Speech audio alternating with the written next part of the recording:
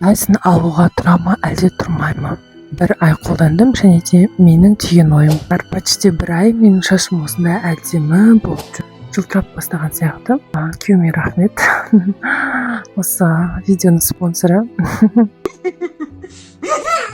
Конечно, алуға стоит, потому что уақытыңызды, нервіңізді үнемдейсіз. Ақшаңызды үнемдемесеңіз де менде Dyson болмай тұрып, осының бәрі болған. Мына менің шаш қарнаған заттарым, осылармен укладка істеуге тырысатынмын, бірақ мынандай огромный әдемі болып шықпайды. Менің шашым мүлдем боялмаған, және де менің шашымда мынау бері тұрмайды. Сен мен осындай спрейлер жасасам, бұл үшін онда вообще күшті болушы еді. Менде қазір ешқандай спрей сеппей укладка қарным. Осылай укладка жасадым, соның үстіне өте әдемі. Әдемі, маған ұнайды. Мәке, сіз қатты кетіп барасыз, Мәке. Стой. Так что қыздары Дайсонды вишлисттарыңа қосып қойыңдар. Вишлист деген не екенін білмесең, просто осына кішігітіңе жібере салшы, болды.